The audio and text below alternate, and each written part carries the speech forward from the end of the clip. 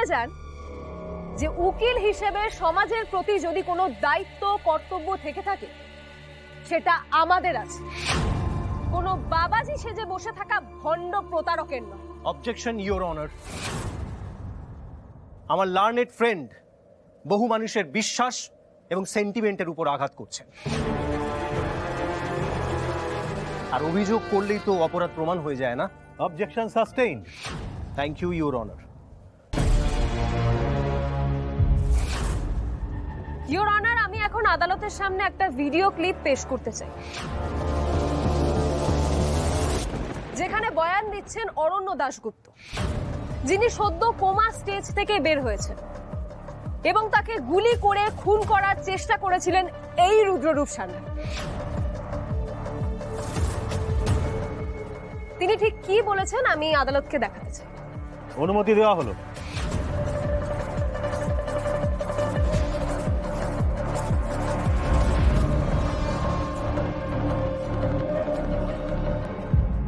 আমি অরণ্য Dasgupta,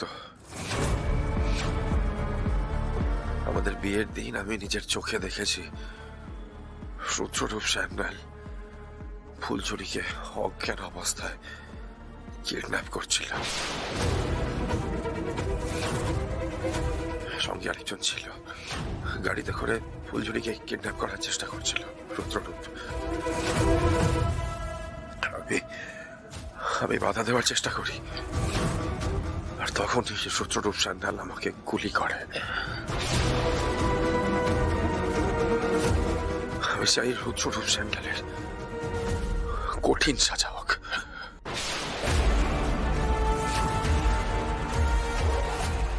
your honour, অরণ্য দাশগুপ্ত পরিষ্কার বলছেন যে তিনি নিজের চোখে দেখেছেন ফুলঝুরিকে নিয়ে পালাতে রুদ্ররূপ সান্যালকে, এবং বাধা দিতে যাওয়ায় তাকে গুলি করে খুন করার চেষ্টা করেছিলেন এই রুদ্ররূপ সান্যাল।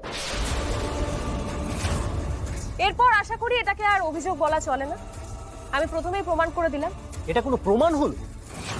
অরণ্য দাশগুপ্ত কিছু মন গড়া কথা বলে বসলেন আর সেটাকে প্রমাণ হিসেবে চালিয়ে দেওয়া হচ্ছে। ধর্মাবতা, যে মানুষটা মৃত্যুর মুখে চলে গেছিল, যে মানুষটা মৃত্যুর মুখ থেকে ফিরে এসেছে, যার উপর এত বড় একটা অ্যাটাক করা হয়েছে, সেই মানুষটা কেন শুধু শুধু মিথ্যা কথা বলতে যাবে? কেন শুধু শুধু মিথ্যে কথা বলতে যাবে সেটা তো আপনি নিজেই বললেন একটু আগে, যে পেশেন্ট কোমায় ছিলেন, তিনি অজ্ঞান অবস্থায় ছিলেন। যখন তিনি জ্ঞানে ফিরলেন তার মধ্যে একটা হ্যালুসিনেশন থাকতেই পারে। আর যদি কোনো অভিযোগ করবার থাকে তাহলে একটা আছে, সেটা হচ্ছে সোনা পাচার চক্রের অভিযোগ। ইওর অনার, কোনোটাই নাল এন্ড ভয়েড না। আবারও কোর্টকে বিভ্রান্ত করা হচ্ছে এবং একজন আসামিকে নির্দোষ প্রমাণের চেষ্টা করা হচ্ছে। একটু ভুল হয়ে গেল, আসামি নয়, অভিযুক্ত। আমি আদালতের কাছে যুক্তির সপক্ষে যথেষ্ট প্রমাণ সাবমিট করেছি। আপনার কাছে কি কোনো প্রমাণ আছে? আমি বাদী পক্ষের উকিলকে বলবো অযথা মন্তব্য না করে সঠিক প্রমাণ আদালতে পেশ করতে।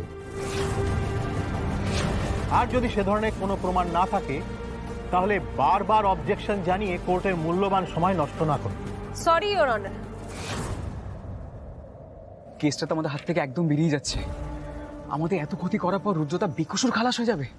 না পিয়াল দাদা, ধানু দিদির কাছে এখনো একটা দুরূপের তাস আছে, ঠিক সময় মতো ব্যবহার করবে।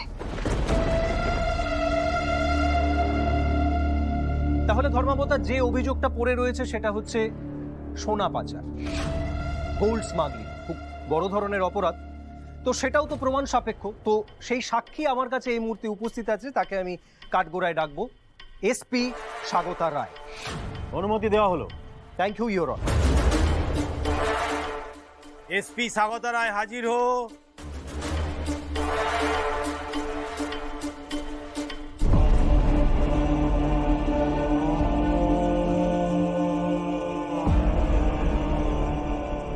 আপনি মহামান্য আদালতকে জানান যে আপনার ফোর্স মোরিঙ্গা দ্বীপ থেকে ঠিক কত কিলো সোনা উদ্ধার করেছিলেন?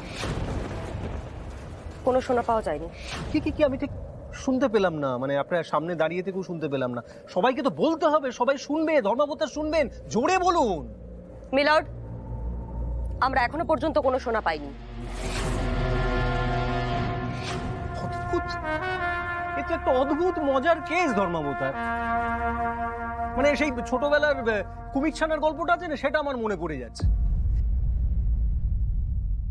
সারাক্ষণ ধরে আদালতের মাঝখানে খালি সোনা পাচার সোনা পাচার সোনা পাচার, কিন্তু সোনাটা কোথায়?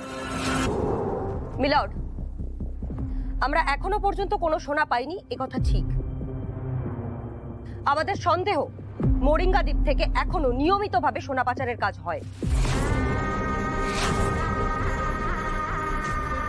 আমি মহামান্য আদালতের কাছ থেকে আরো একটু সময় চেয়ে নেব আমাদের ইনভেস্টিগেশনের জন্য।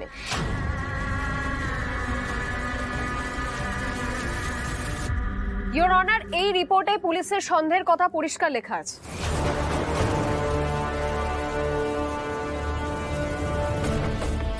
পর্যন্ত যা প্রসিডিংস চলছে তাতে আমি বলবো রুদ্ররূপ সান্যাল সম্পূর্ণ নির্দোষ। ধর্মাবতার, আমাকে আরেকটু সময় দিন। আমি আমার পরের সাক্ষী এবং সবচেয়ে ইম্পর্টেন্ট সাক্ষী ফুলকি দাসকে এখন কাঠগোড়ায় ডাকতে চাই, যে নিজেও মোরিঙ্গা দ্বীপে গেছিল ফুলঝুরি রায়চৌধুরীর খোঁজে, এবং ঋতুপর্ণা দত্তের মতো সে নিজেও আত্মগোপন করেছিল সত্যিটাকে বের করে আনার জন্য। অনুমতি দেওয়া হলো। Thank you your honour. Phulki Das হাজির হো।